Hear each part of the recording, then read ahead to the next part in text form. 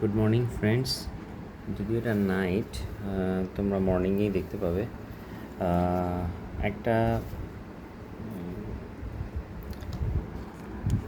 Tiger নিয়ে একটা exhibition হচ্ছে, আগেও হয়েছিল, এখন হবে, হচ্ছে না, হবে।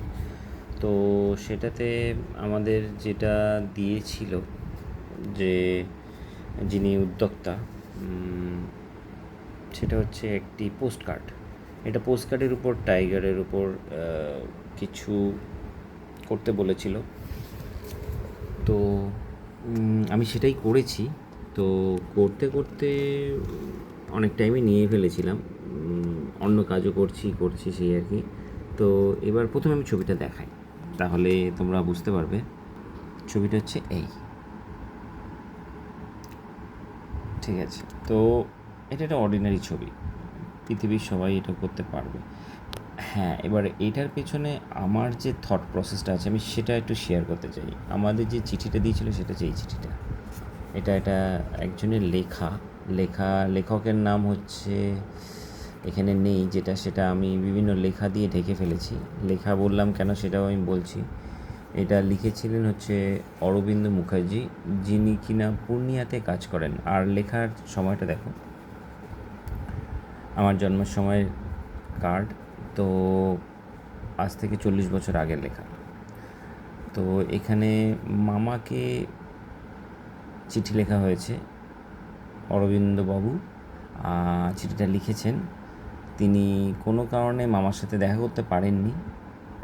ওনাকে কোনো কারণে না, কারণ আছে, যেটা কারণ হচ্ছে ওনার স্ত্রী অসুস্থতার কারণে উনি তাড়াতাড়ি পূর্ণিয়া চলে গেছিলেন, তাই মামার সাথে দেখা হয়নি।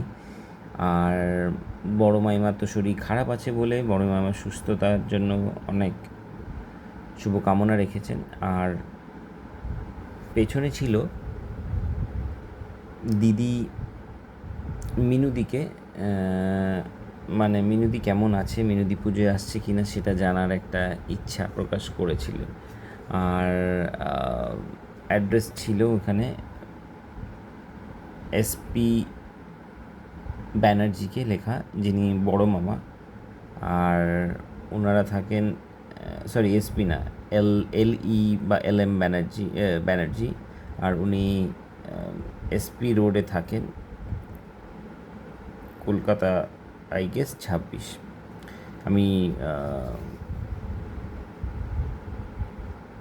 ঢেকে ফেলেছি। ব্যাপারটা রাখলেও যে খুব একটা সুবিধা হতো সেটা নয়। ব্যাপারটা যেটা হচ্ছে বক্তব্য আমার, এটা এই চিঠিটার মধ্যে একটা ইমোশনাল টাচ আছে, আর সেই ইমোশনাল টাচটা আমি ধরতে গিয়ে আমি লিখেই করেছিলাম। এখানে গল্পই লিখেছি, ওনাদের গল্প। কিছু কিছু জায়গায় আমি পরবর্তীকালে ডেপথ বাড়ানোর জন্য সেটা করেছিলাম। তো এটা লিখে করা তোমরা দেখতে পাবে, বা আপনারা দেখতে পাবেন। দেখুন, পুরো লিখে করেছিলাম আমি। এইটা পুরোটাই লেখা ছিল, পরে আমি একটু ডেপথ বাড়িয়েছি। লেখা দিয়েই ডেপথ বাড়ানো ছিল, আরও আমি পরে বাড়িয়েছি। তো এইটা তোমাদের সাথে শেয়ার করার ছিল, পুরো লিখে আমার করা। আর এটা এক্সিবিশনটা দাহার বলে একটা এক্সিবিশন হবে 12th of August। তো এটার আমি ছবিটাও পোস্ট করব। তো আশা করি তোমাদের ভালো লেগেছে। তো বাই বাই, আশা করি তোমাদের কিছু আরও ছবি দেখাতে পারবো। বাই।